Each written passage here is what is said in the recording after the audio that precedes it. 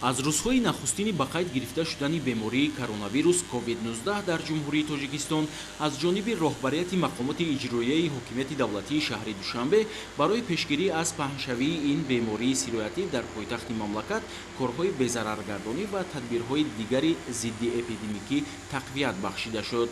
хусусан ҳамарӯза тамоми марказҳои савдою тиҷорат ва бозорҳои фурӯши маводи ғизоии шаҳри Душанбе ки аз маконҳои серодам ба ҳисоб мераванд бо истифода аз маҳлулҳои безараргардонӣ аз қабили гипохлориди натрий ва дудмонии маводи кимиёвӣ пурра коркард мешаванд.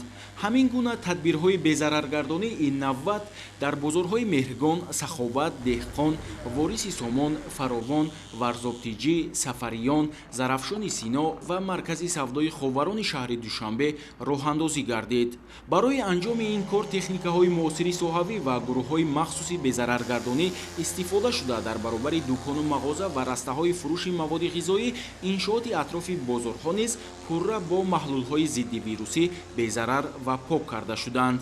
ин тадбир бо мақсади пешгирӣ аз паҳншавии бемориҳои сироятӣ аз ҷумла коронавирус COVID-19 анҷом ёфта тамоми бозорҳои фурӯши маводи ғизоии пойтахт ки дар рӯзҳои санитарӣ пурра поккорӣ мешаванд дар ин ҷо нақшаи безараргардонии ҳамарӯза низ мавриди амал қарор дорад. яъне аз ҳисоби кормандони бозорҳои ҳудуди пойтахт гурӯҳҳои махсус ташкил гардида ҳамарӯза тамоми нуқтаҳои савдо ва дохилу атрофи бозорҳо ба таври комил бо маҳлулҳои зидди вирусӣ безарар гардонида мешаванд.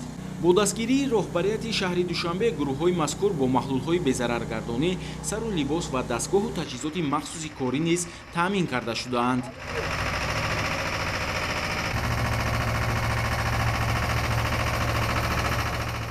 мо корҳои безараргардониро дар ҳудуди бозор дар як рӯз 2 маротиба ташкил намудем ва инчунин аз тарафи роҳбарияти худи бозор гурӯҳи муваққатӣ ташкил карда шудааст ки ҳар рӯз баъди анҷоми корҳо савдо тамоми ҳудуди бозор безарар гардонда мешавад. дар доираи дастурҳои бевоситаи пешшои муаззами миллат муҳтарам Эмомалӣ Рамон ва қарорҳои марбутаи раиси шаҳри Душанбе муҳтарам Рустами Эмомалӣ бо мақсади пешгирӣ аз паҳншавии бемориҳои сироятӣ хусусан COVID-19 дар ҷамъияти дорои масъулияташ маҳдуди Вориси Сомон тадбирҳо андешида шуда то ин муддат аллакай корҳои зарурӣ сомон дода шудааст.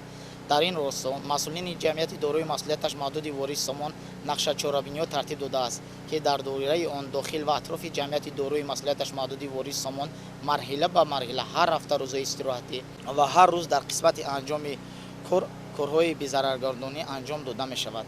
ҳаминро қайд кунам ки аз ҳисоби коргарони ҷамъияти дорои масъулияташ маҳдуди Вориси Сомон гурӯҳи махсус ташкил шудааст ва дар ин самт ҳамарӯза корҳои безараргардониро анҷом медиҳанд.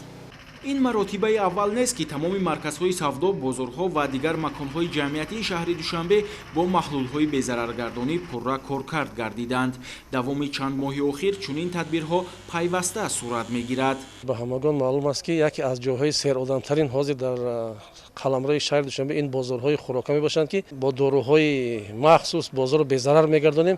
мо худ гурӯҳи махсус дорем ки дар як рӯз 3 маротиба пагоҳӣ дар вақти нисфирӯзӣ ва дар вақти шом ҳар рӯз 3 маротиба безарар мегардонем дохили бозорро. дар робита ба ҳолати пешомада мутахассисони соҳаи тиб мегӯянд дар баробари он ки бо ташаббуси шаҳрдорӣ тамоми иншооти хизматрасонӣ аз ҷумла марказҳои савдо ва бозорҳои фурӯши маводи ғизоии пойтахт пайваста безарар ва поккорӣ карда мешаванд, саломатии ҳар як шахс қабл аз ҳама дар дасти худи ӯст ва бо риояи қоидаҳои беҳдоштӣ вобастагии амиқ дошта иҷрои қатъии онҳо имкон медиҳад ки одамон ба ин бемории сироятӣ гирифтор нашаванд. аз ин рӯ аз сокинону меҳмонони пойтахт ва савдогарони бозорҳо тақозо мешавад ки дар вақти хариду фурӯши маҳсулот қоидаҳои беҳдоштӣ ва масофаи иҷтимоиро ҳамаҷониба риоя намоянд.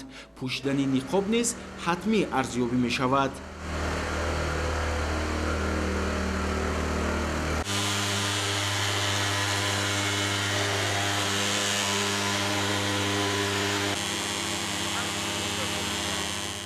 дар оянда низ чунин тадбирҳои безараргардонӣ дар марказҳои савдо ва бозорҳои ҳудуди пойтахти мамлакат шаҳри Душанбе ҷиҳати пешгирӣ аз паҳншавии бемориҳои сироятӣ аз ҷумла коронавирус COVID-19 пурзур карда мешавад. абдуваҳоби абдусаттор, ҳафизуллои саъдулло, шаҳри Душанбе, ахбор.